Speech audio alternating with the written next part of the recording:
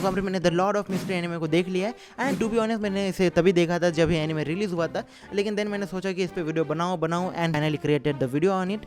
And देखो इसको लेके कंट्रोवर्सी चल रही है कि भाई ये जो एनिमे है वो वन पीस एंड एओटी से बहुत ज़्यादा अच्छा है। एंड टू बी ऑनेस्ट मैं इस चीज़ पे कमेंट नहीं करना चाहता हूँ क्योंकि बस देखो इसके 2 ही एपिसोड आए एंड ये जिस नॉवल पे बेस है मैंने वो नॉवल भी नहीं पढ़ी है। So because of that I have no right to say anything about this. तो मैं अपनी जो ओपिनियन है वो इसके सीज़न 1 के बाद दूंगा या फिर इसके नॉवल पढ़ने के बाद।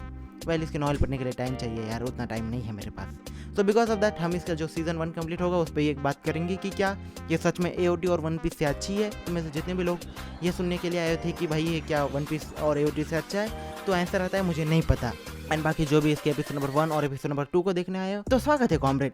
एपिसोड नंबर 1 की बात करूँ तो फिर जैसे ही स्टार्ट हुआ था तब हमें एक फाइट देखने को मिली थी जो कि मुझे पता नहीं कि मेन कहानी में सेंस बनाती है या नहीं, लेकिन उसके बाद हमें एक ऐसा सीन दिखाया गया कि जो अपना यमसी है वह उठता है एंड वो आजू बाजू अपने खून देखता है, एक पिस्तौल देखता है एंड उसने मोस्ट प्रोबेबली उस पिस्तौल से खुद को ही आरआईपी किया था।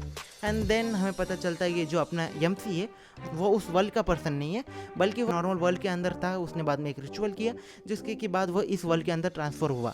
एंड उसके अलावा हमें इस वर्ल्ड की जो पावर सिस्टम है उसके बारे में बताया गया कि जो बियॉन्डर्स है उनके पास पावर होती है जिसके के अंदर 29 रेल्स होते हैं या फिर कुछ ऐसा ही होता है। एंड उसके अंदर जो 9th होता है वो सबसे नीचे होता है।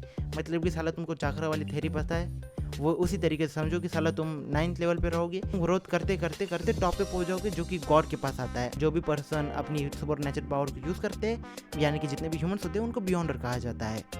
वेल ये मतलब मोटा मोटा प्लॉट जो मुझे समझ में आया मैंने वो तुम्हें बता दिया क्योंकि टू बी ऑनेस्ट इसकी जो कहानी है उसको हमें मोस्ट ऑफ द टाइम खुद से ही समझना है।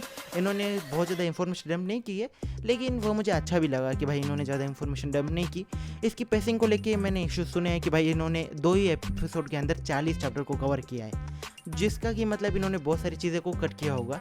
लेकिन जैसे जब मैंने एनिमे देखा तब मुझे ऐसी कोई चीज़ फील नहीं हुई।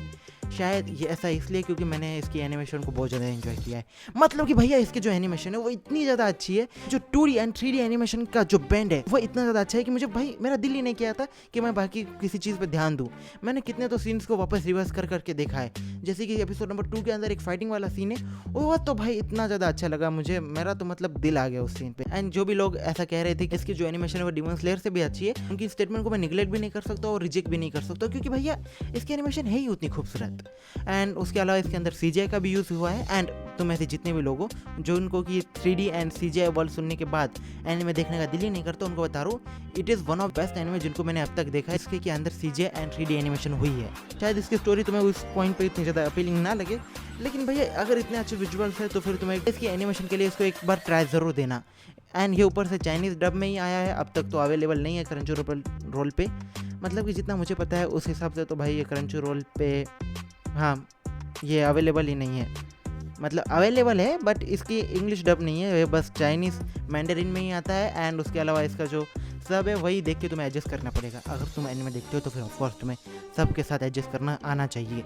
एंड इन्होंने चाइनीज़ के अंदर दिखाया तो फिर वर्ड्स जो है वह तुम्हें सुनने के बाद थोड़ा अलग सा फील आता है। मुझको थोड़ा क्यूट फील हो रहा था, पता नहीं क्यों, बहुत ज़्यादा प्यारा लग रहा था। वैसे अपने ओपिनियन कमेंट्स में ज़रूर बताना कॉमरेड। मिलते अगली वीडियो में, तब तक के लिए sayonara, tata, long live the we and explain.